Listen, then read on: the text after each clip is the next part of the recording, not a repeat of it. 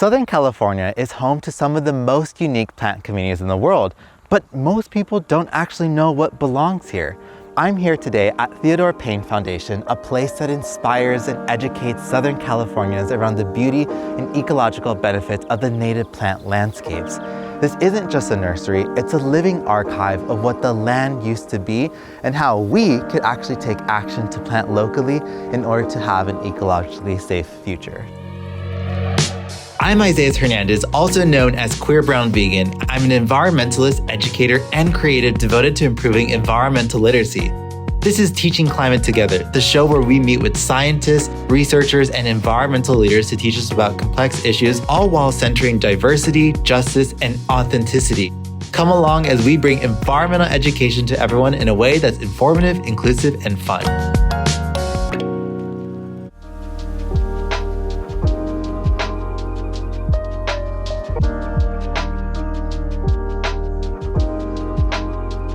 Amy Greenwood welcomed me to the lovely nursery keeping our local plants happy and healthy, the Theodore Payne Foundation. She's recently been named the executive director of the organization and sat with me to chat a little bit about her journey. Our mission is to educate and inspire Southern Californians to plant native plants. You can start at sort of the earliest stages of a plant. We collect seeds from local environments, sort of to create hyperlocal plants. We propagate the seeds here, so we have growing areas and we have horticulture experts on staff who can propagate 900 different taxa of native plants. Then we sell plants to the public and we make them available. And then we educate people about how to install and maintain and identify native plants. And we certify maintenance crews for how to take care of native plants. And then we inspire people to think that it's beautiful and cool by showing them the gardens that we have here. I'm in so much awe being outside in this space where it's like, I didn't even recognize that some of these plants are native here. Mm-hmm. And, you know, I think one of the biggest issues today is like the loss of biodiversity. Californians are really disconnected with some of those local plants that we're supposed to be planting. And I kind of want to ask you, like, what are the current issues that we're facing today? The strength of Southern California is you can grow anything here, and then the detriment of Southern California is that you can grow anything here. And so people have decided if they're going to create a green space, they're like, well, if I can grow it and it's water-wise, therefore it must be native. And so we now have plant blindness. And first of all, most people don't even notice the landscaping around them. And secondly, like most people can't identify native plants. If you ask the normal person what is native plants, they would point to succulents or cactus, right? Because that's what they think. Yeah, like it makes me think even too, like when we're looking at the traditional lawn in America, like this beautiful, or I guess monoculture, ugly, like masqueraded lawn that has been advertised since the 50s and 60s as the American prosperity of what an American garden should look like, is actually really rooted in the destruction of biodiversity. And why were lawns popularized, but also what's happening now and what you're seeing? They are convenient and they don't intrude on the human experience in any way, right? It's like carpet. You just put it down and you don't think about it, but it also doesn't provide any real habitat for anything else. I don't want to imply that there's some plant jail out there where we're going to put people in jail for having any lawn. Like it's unreasonable. We're not that type of organization. But I do think that if every single person who controlled some property put some native habitat into it, like we would go a long way to solving the problem that we're facing. You were saying how the general individual, even American, like is really disconnected from the environmental literacy and education of like even myself, like as an environmental scientist, like I still struggle to identify plants. If the general person that's watching this, like and they say, I want to change my lawn, what can I do like to really help out the environment? What do you tell them? There are some very simple resources that they can access that will give them a plant list. We have them on our website of what plants would go in your region. I think we have a class here called Right Plant, Right Place. I think it's important to do a little bit of research to figure out what's going to actually work in your area. And that's also why there's not just like, this is the one list that fits everybody. It's like the particular site is going to dictate what can be grown there. But with a little bit of research, like very, very little, you can come up with a list of native plants that are going to work in your area. There are rebates to removing your lawn. Oh, I did not know that. Yes, the city and local government will pay you to to take out lawn and replace it on a per square foot basis, I think it is. And even if you don't want to get rid of all of your lawn, to carve out a big bed that you could put native plants in is ideal. And I think what people don't know, like, you do have to water native plants, especially when they're getting established, but as that little habitat gets more and more ingrained in the area and the roots get set and it starts self-sustaining, it requires less and less water. So over time, a lot of these landscapes can be completely irrigation free or with like minimal irrigation, and they're adapted to our environment. So. I love that, because I think this creates a pathway for like a lot of people to be like, this is actually a possibility. Oh, sure. In order to get people involved more politically or to take action with their communities, you need that individual action to be able to build up. And my question is like, what is the current like Goliath in our industry today? Like, what are some of those challenges that you're facing in order to continue to implement these local ecosystems with native plants? I think this is going to sound familiar, but there are systems in place that are sort of dehumanized systems that are running that almost nobody's in charge of, or no individual is in charge of, that just kind of go. If you own property and you have control over property, it's easy. You can come here, we can educate you. But if you don't, and you think like, well, how am I supposed to affect the system? It's identifying what's near to you and figuring out who controls it, and then asking them if they would be willing to replace it with a native substitute. Instead of this, that doesn't support birds and bees, put in this plant that does.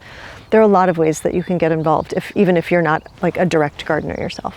Since the fires, and this is, I think, natural, people are afraid of nature, and so there's a bit of a rejection of like, oh, like we need to cut everything down because that'll be safer.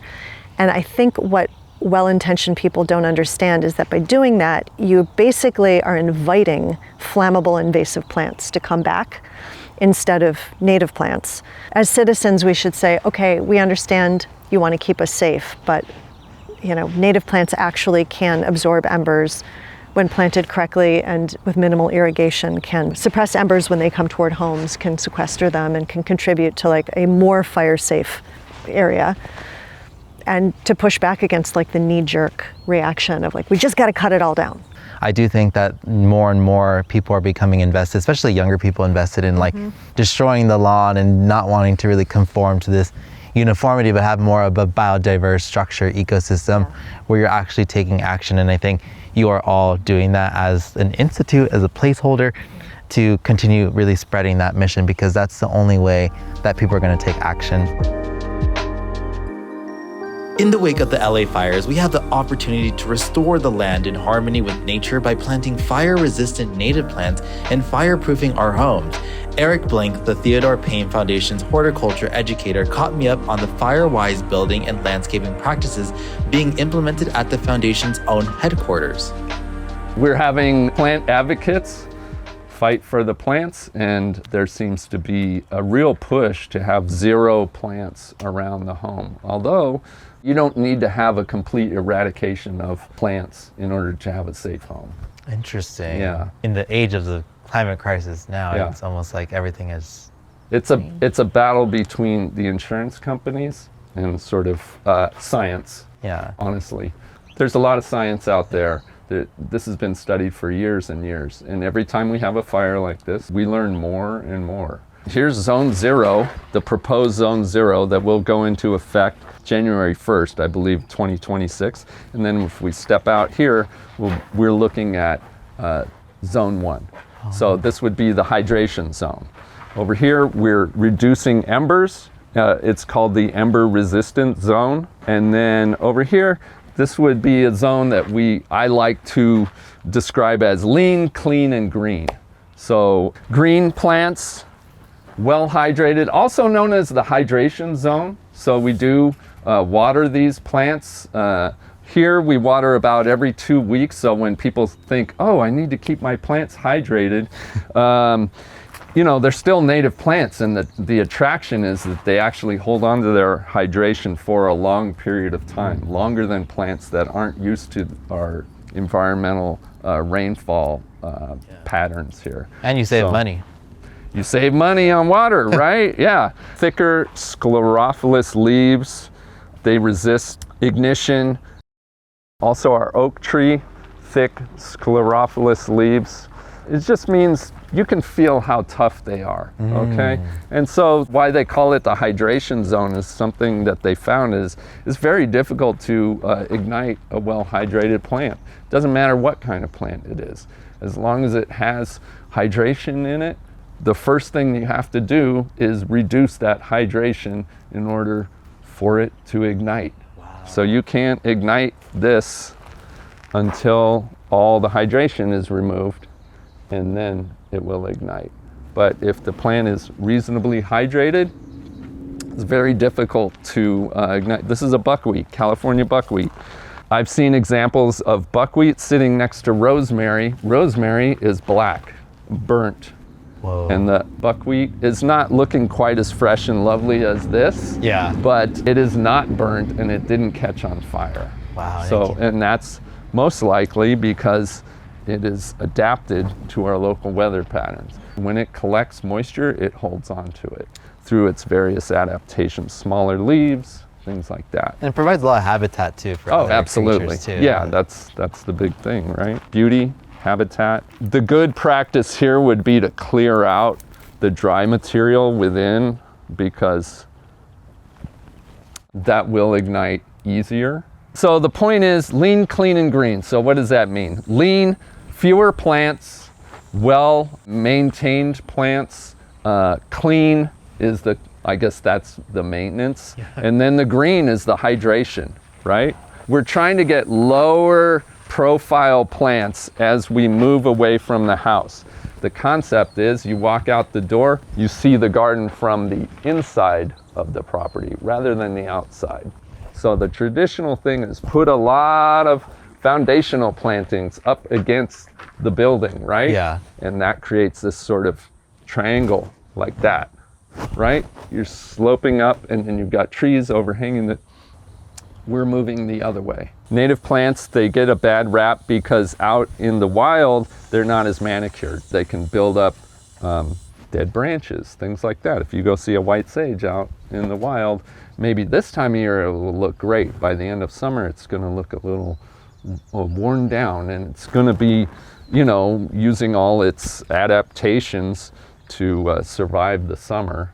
Yeah, and there's a very special relationship with the indigenous communities using sage for their sacred ceremonial practices. So it's every time people ask me my favorite plant, it's white sage. Yeah, love that plant. And then here we are, we have this nice buffered, right?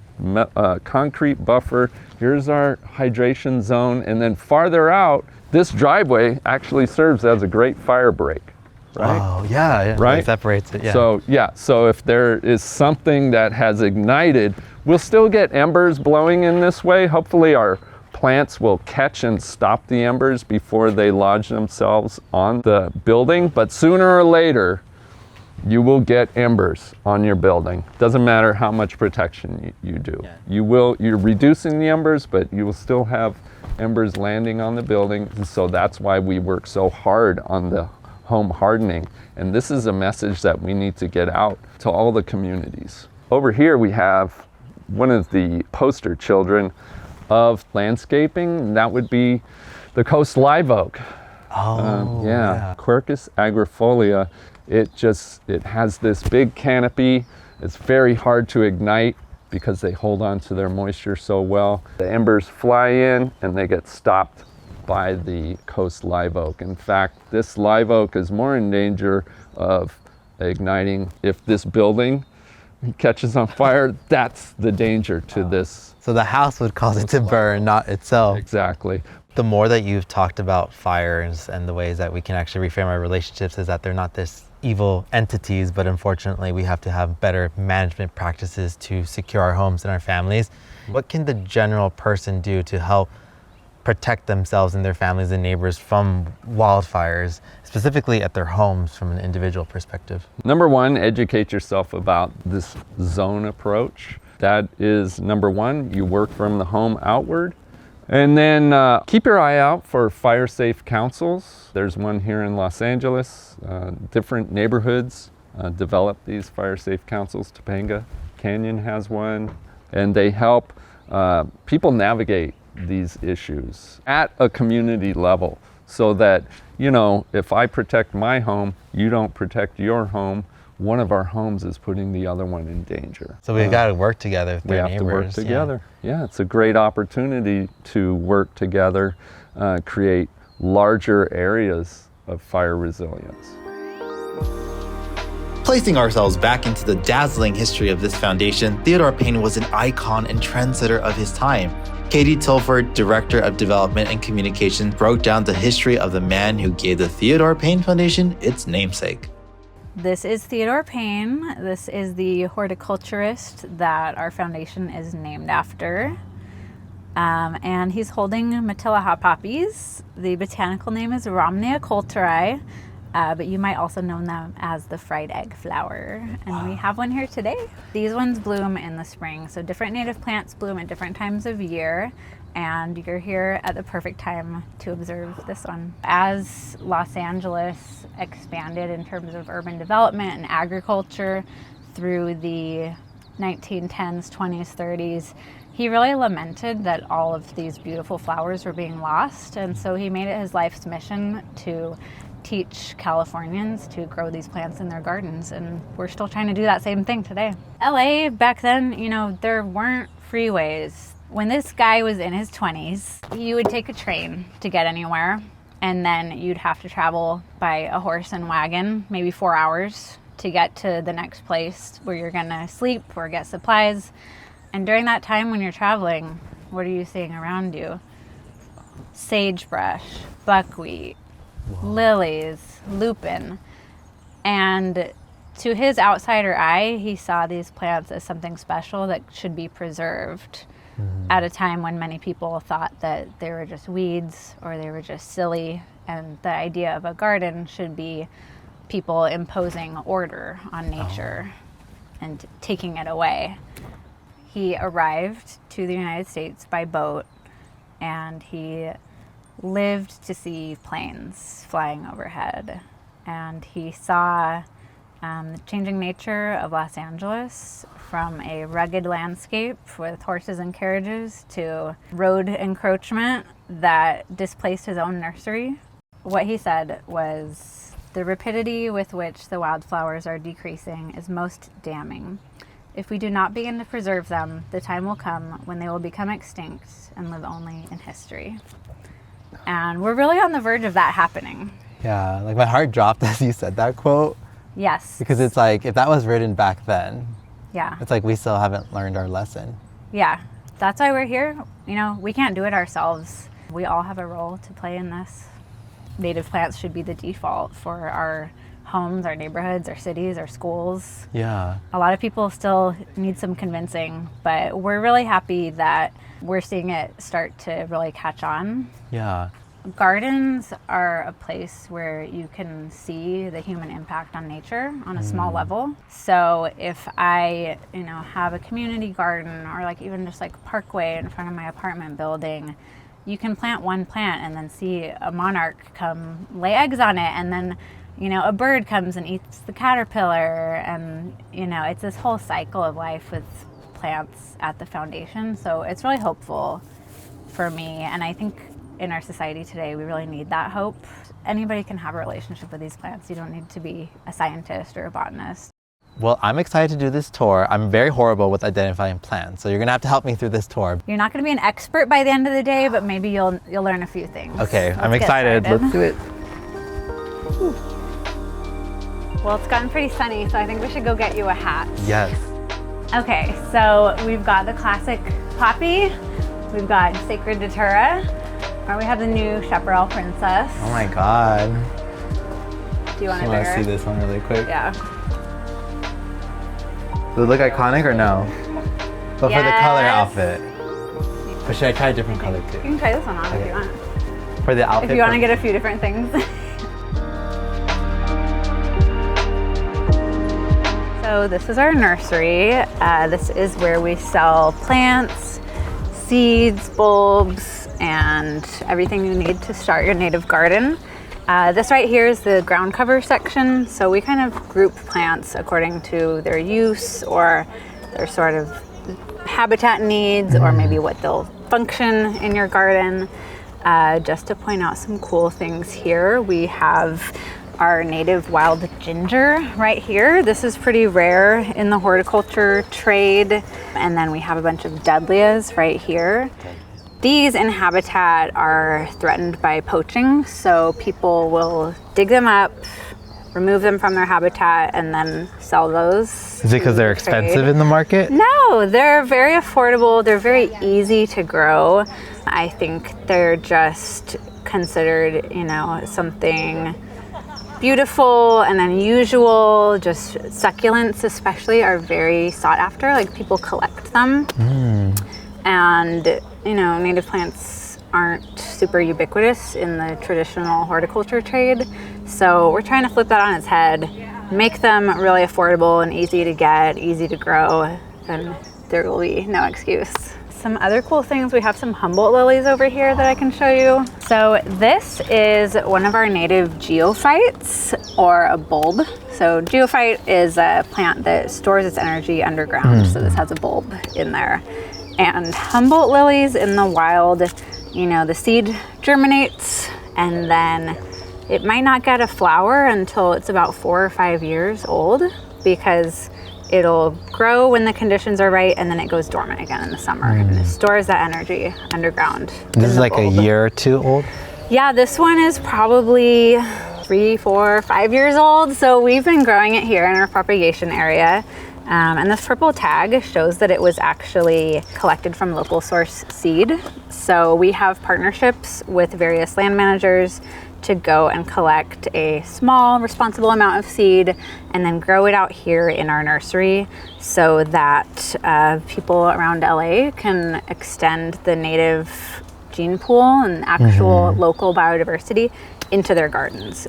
Right here, these little guys are evergreen currant, so Ribes viburnifolium, and it smells like lemon. Ooh, yes, it does. Yeah. The natural candles we need. Yeah, the natural candles, and it's because they have these oils in them. A lot of the plants, like sage, this hummingbird sage right here. Oh my gosh, okay, you gotta smell this. This one smells like, I think kind of like bubble gum. It does. Yeah. Wow. So they have these oils that like kind of taste bad to wildlife, and so they've evolved it because the plant wants to survive and not get eaten, right? But to us, the oils smell really good, and so it's sort of it's like a natural repellent from flies, but yeah, but we love it. Yeah. So we want more of it. Right here, this is kind of the shady section.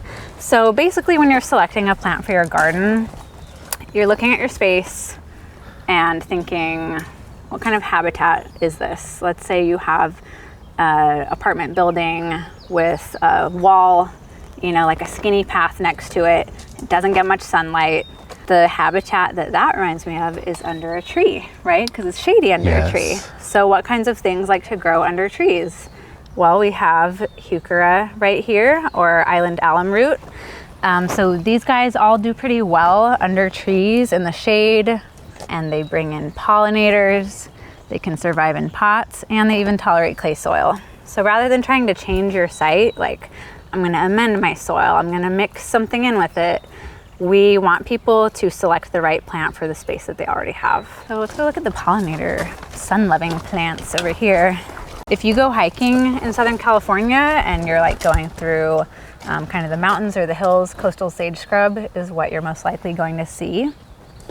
So these plants are adapted for harsh sun, nutrient poor soils, sandy, dry soils, all the conditions that we consider like bad or tough in a garden, they're actually happy and thrive with. They could be the most resilient one. Exactly. Like the rose that grew from the concrete, but the native plant that grew from it. Yeah, and so over here we've got our native milkweed. Milkweed is a very popular plant here. Yeah, what we grow here is our native narrowleaf milkweed that supports the migratory western monarch. So in North America, we have migratory monarchs that go along the California coast to overwinter. These are important plants for their migration because they go dormant in the winter. So that's a signal that the monarch knows to migrate.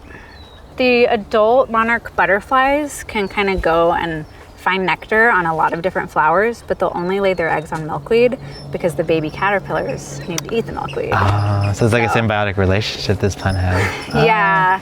With the invasives especially, like we want to start with that knowledge and then make sure that the correct action is taken from there. Yeah, because I wouldn't know too if you said milkweed. I'm like, oh, it's native, and it's like tropical. Or the black mustard that's all around right now. Like, yes.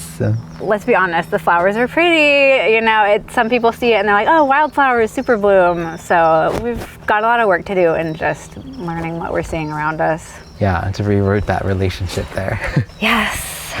And then right here, we mentioned this before, so this is sagebrush. So this is what would have been growing naturally around the Los Angeles basin, and you can still see it if you go hiking. It's all over the place. Very fragrant, wonderful plant, botanical name Artemisia californica. So we grow plants here from either seeds or from cuttings, which is also known as vegetative propagation or cloning. So you're gonna see both of those today. Let's go check out how we make the plants. I know, I'm excited now. I'll show you those Mariposa lilies that I mentioned. It's Calicortus catalinae, and this is one of our native geophytes. So this is where the bulb is inside. Yeah. And then you don't water during. Exactly. We cannot let a drop of water touch these during the summer. They're completely adapted for our natural climate here, which is a summer dry climate. They want neglect, and as humans, we want to water our plants. Yeah. We don't want to neglect them. So we grow these, and we're one of the few nurseries that grows them. How much do these cost? Like now that these are the ones like fully warm. So as a flower, we don't even sell these, but during our fall sale, 2 weeks out of the year, we sell a bag of 2 to 3 of them for $8. And they pretty much sell out like by day 1 or 2 of the sale. So people line up at our gate on the fall sale on the first day. Can I to buy pre-order one? these. No. First come, first serve. So these ones over here, this one is the common name fairy lantern because it looks like a little fairy lantern. But this is also a Calicortus, so it's the same genus as that one over there, just different species. And so these are just so delicate and beautiful. And when I started working here, it was in the fall. During the fall sale, I saw the people lining up to buy these, and I was like, these people are crazy. Like, what is the big hubbub about the bulbs? And then 6 months later, I saw them blooming, and that's when I got it. Like, it's like they're hauntingly beautiful. They're so precious. Yeah, something about how ephemeral and fleeting they are, I think really draws people to them because once they're gone, you've got to wait another year before you might have the chance to see one again. But I think that kind of teaches us like patience and appreciating things while they're here. And then the rest of the year, you can look forward to springtime when it'll be back. Yeah, just like flowers take time to grow, humans also take time to grow their wings and grow themselves in this space. It's true. All right, let's make our way up to propagation. As we walk, if you can help me pull out some of this black mustard, that would be great. And grab it from the root. And I can actually eat it? Yeah, give it a taste. It's actually really good. If I had to survive in the wild, this would be my plant to survive. Take as much as you want. It tastes like salad, like a lettuce. Yeah, mustard. It's peppery. While a surprisingly delicious snack, black mustard plants are growing rapidly as an invasive plant and choking out the native plants. With a tummy full of black mustard snack, Katie dropped me off at the propagation station where Elmer Luna put me to work processing plants into saplings and cuttings meant to be distributed to the communities of Los Angeles. Nosotros nos encargamos de producir plantas de California. Sí. Y pues yo ya tengo bastante tiempo como lo que es en hacer cari. Sí. 20 años. Oh, 20 años que ya tienes. Y es lo que hacemos, puras plantas de California. De todos los nativos. De todo nativo. Cuando comenzaste aquí, ¿qué es que te gustó mucho de este trabajo? Porque es como el campo. Oh, y donde yo me crié, pues también es como el campo ya. Sí. Por eso, ya. Sí. ¿Me puedes enseñar cómo usted los cortas? A ver si lo procede yo mismo aquí. Sí, claro. por ejemplo, este está custom. Sí. Este se corta, este es el que pega, exactamente. Si está muy blandito, no le pega. Como este está perfecto. Tiene que tener un nudo para que le agarre raíz. Oh, sí. Lo cortamos, le quitamos dos hojitas. Cortamos acá en medio para que nos dé uno más y le cortamos aquí. Oh, se puede sacar los Ya, dos partes sacamos así. dos. Sí. Ya, tratar de sacar dos porque este es muy vendible, es muy popular. Sí. Y si quiere probar usted, prueba. Sí, lo verdad. Ya.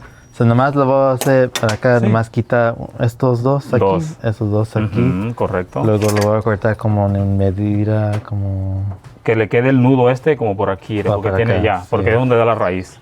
A ver, así. Ya, correcto. Y luego lo voy a cortar otra vez, que sí. Por aquí, Por acá, ok, por acá. correcto. Y Ya. ese te da dos partes. Ujú, ya, y a este lo que hacemos es que le cortamos poquitita la hoja para que el agua no le moleste. Oh, Mire, ok. algo así. Sí, lo quieres como limpiar. Ya, Ajá. ya como así. Tratamos de quitarle nada más dos hojas, mire. Algo así. Sí. Y nos fijamos que el tamaño no esté muy grande ni muy corto. Cortamos ahí, cortamos aquí. Este es uno. Y este aproximadamente le da raíz como en... Bueno, a mí me da como en 3 semanas. 3 semanas, sí. Ya. ¿Y cuáles habilidades necesitas para trabajar en esta carrera? Porque yo creo que muchas personas creen que necesitan ser científicos o necesitan un grado de universidad, pero a veces estos trabajos es para todos, ¿que sí? Ya, yo pienso que es más base la experiencia, el tiempo y trabajar con la planta. Sí. Ya, porque muchas personas tratan de hacer los cutting, pero no se les pegan. Y a mí, o sea, se me pega bastante. Pueden ver adentro está el 100%. Sí. Ya no hay muertos. Ya. Todos vivos. Todos vivos ya.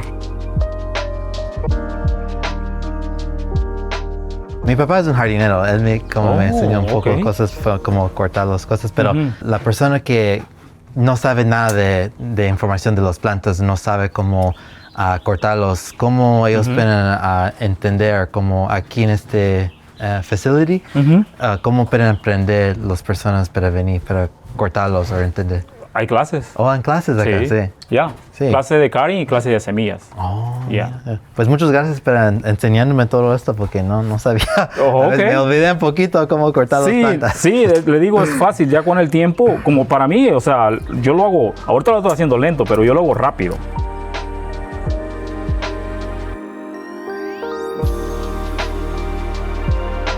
Moving beyond processing plants for propagation, the more delicate task of harvesting seeds from species endemic to the region ensures more than just localized planting. It guarantees an effort to preserve the genetic material of these species and hopefully, too, their genetic diversity. Ella Anderson, botanical technician at TPF, and her intern, Shimmer, invited me into their coveted lab space. So to get started, I'll introduce you to Shedley. Oh, Shimmer's right in our way. She's the gargoyle of what we lovingly call Shedley, which is where we process seeds. So come on in. Okay, so in here is where we clean and process the seed that we collect, which we collect both from on-site and in wildlands.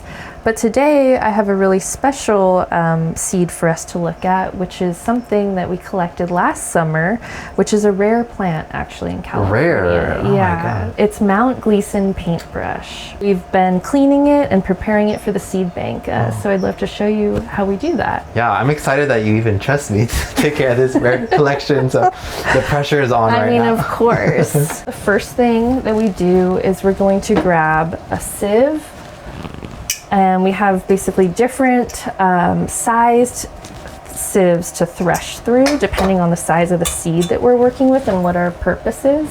And then we just use a regular sanding block as our other tool. So first we're going to empty out the contents of this maternal line. And I always like to just brush the inside of the envelope, make sure that there's no seed left in there. Okay, and so now we have essentially capsules and stems. And the first step is to remove the stems just because it makes threshing easier. Oh, so you want to like manually like. Exactly, yeah. So if you want to, and this is my chaff bucket, you know, kind of what isn't seed can go in there. So exactly, I pull these capsules off of the stem, and then we can toss the stem in there when we're done. Okay, that looks beautiful. Yeah, I did it. So what I'll do is I'll just apply a firm pressure with my sanding block and just do a little twist. Basically, the goal is to kind of gently open the capsule. There we go. Capsules are opening. It's like, you have to go very slowly for this because they're so particular, but also it's like, I could feel the crackle. That's perfect. You kind of feel where it's at and then stop. This looks great. Should I keep going on this one or just a little bit more? Just a little. This is looking really good to me. Like I would maybe just do like a little right there. Oh yeah, I can hear the crunching again. Yeah, and so also what I'll do is then kind of do a little tilt and tap, we call it, just to get any stuck seed to fall down. And then I'll look at what we have for chaff on top, and from here just make sure that I don't see any like seed still hanging out. And that looks really good to me. Wow. So perfect job. I can't believe I did it first time. Try. Oh, Yes. I'd get the job done. Exactly. You're a natural. And then we can look at the seed and you can see it for the first time. There's a lot of chaff along with it. So they're very small, but essentially they're these right there. So those are the seeds. Yep, right there. But we definitely have a lot of other plant material in here that we want to get out before we freeze these or send them to the seed bank. So then our next step, we're going to sieve without threshing. And now I'm going to introduce this really small weave sieve. And basically we're going to try to capture the seeds in between different layers of stacked sieves.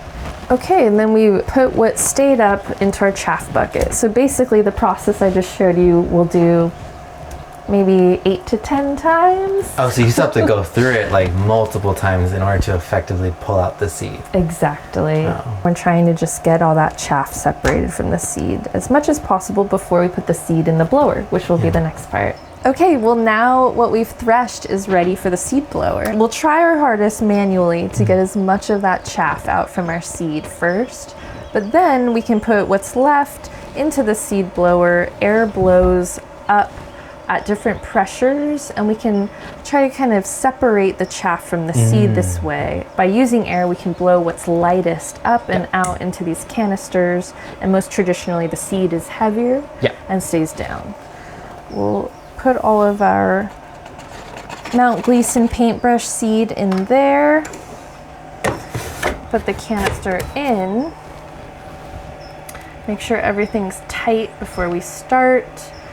Would you like to do the honors? Yes. Put one hand there, perfect. Okay, perfect. Now actually, if you wanted to use both hands and just move this until it reaches 10, if you see that mark. Yeah. So you can see some of the lightest chaff is already starting to float up, hit the top and either get trapped there or then bounce back down into either of these canisters. I'll just give it a little wiggle. The pressure of the air that's coming up, and we're going to get a little more chaff now coming out. Okay. So now, give this a friendly little pat. Good job. And we can see that what came up in the canisters is a lot of just chaff, and then you might have kind of unhealthy seed as well, because that'll generally be lighter than the seed that's full. Well, thank you so much for showing me everything about seed processing. I think it takes so much more time, but it's also a very delicate skill set. I definitely feel like I would work here, but I need to try it 8 to 9 more times to make sure I process the seeds correctly. Well, I think you're a natural at it. Before turning in my resume to join the TPF team, I decided to check out their seed bank guided by Genevieve Arnold, the Seed and Conservation Program Manager. This is what we call our historic seed museum, and this was originally compiled as a resource so that people could look at certain seed species in order to understand their traits, their characters, and how to identify them, compare them with what they're finding in the wild. Now, today we do have it as a historic seed museum, and so you can see some of the bottles in here are very old, 1969. Before I was even born. Yeah, they're very old. We have some that go as far back as the 1920s, turn of the century. Today we maintain this as a historical record, not only of seed that was collected in California and our region, but of the botanists and the naturalists and the conservationists and the people, all the people who did this work. Well, I'm very curious about this specific machine. It's a scale, and it's a special scale because it's Theodore Payne's original scale that he utilized at the turn of the century in his store in downtown LA on 4th and Main. It's what I call a functional antique. We use it every day. You don't have to be shy about touching it. If you want to give it a shot, you put what you're weighing in the weigh boat, and then you can choose your 1, 2, and 3 pound weights, your half pound weight and the ounce weight to balance it. Yeah. Yeah. And then move. You're a natural. It's fun, right? Yeah, it's like it like reminds me of the medieval times. Well, it's funny you should say that because we do get this scale calibrated. We maintain it very carefully to keep it in its pristine and functional condition. And the calibration company has informed us that it is rare to have a scale with all the original metal pieces. So it is a rare bit of equipment. And again, we use this to weigh our bulk volume seeds for the nonprofit retail. And then for our seed banking, our long-term conservation seed bank, we use a modern laboratory balance, but we love this scale, and it's just such a fun thing and a privilege to use it every day. Well, now that we saw the museum and we got to weigh this properly, I'm very interested in seeing the seed bank that you all have here and like how many species of seeds that you have. We have what I call a hybrid seed bank. We have seeds in medium-term storage, which is refrigerated storage, long-term storage, which is frozen storage, and then short-term storage, which is our ambient room temperature. Our seed bank addresses multiple needs, from long-term conservation storage to shorter-term storage, so that we can propagate and grow the plants that you saw the process with Elmer. Yeah, should we go see them right now? Yes. Ah, my God. I get very geeked out with seed labs. So I'm excited to show you part of our seed bank. And here we have our refrigerated storage. And again, this is considered medium-term storage. But I want to underline the fact that even in the medium-term refrigerated storage, again, our California native seeds can last a very long time, decades. So if you'd like to take a look, I wanted to give you a glimpse into one of the refrigerators. And again, you can see all the labels have those accession numbers, which are the unique numbers that are linked to data about every collection, when they were collected, where they were collected, who collected them, what other plants were around them, observations. So the history in each one of these bottles is deep. Can we see some of them and like? Yes, absolutely. I'm curious to know more about this one because it says local on it. Yes, absolutely. So I'm going to go ahead and close this so that we keep our seeds nice and secure. This is seed of mountain mahogany, which is a locally occurring chaparral shrub, which is very important locally. It has a deep networked root system that helps hold up our steep hills in the chaparral. We use this seed to propagate plants for our local source initiative. We have agreements and permits with the land managers who allow us to collect the seeds so that we can grow out these very resilient, well-adapted, climate-adaptive plants to offer to the public in our nonprofit nursery so that everyone can participate in supporting the biodiversity in our region. What are some of your favorite seeds in these collections, or do you feel like all of them are your favorite? I have so many favorites, and you actually happened to pick one of my favorites. So what's unique about this seed is it has this tail on it that is a little bit like a corkscrew. And what that does is when the seed is ripe and ready to release from the plant, this little tail that has hairs on it helps it be carried by the wind. And then when the seed drops to the ground, the little corkscrew tail helps it over time get placed down under the soil where it needs to be to grow into a new plant. And these last a very long time in storage. These seeds, which were collected in 2017, as you can see, are still viable to grow plants.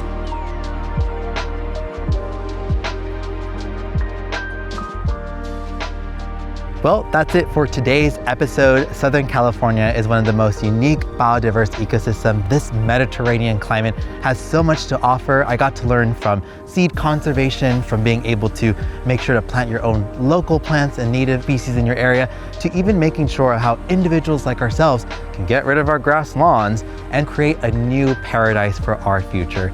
Make sure to tune in to the next episode of Teaching Climate Together.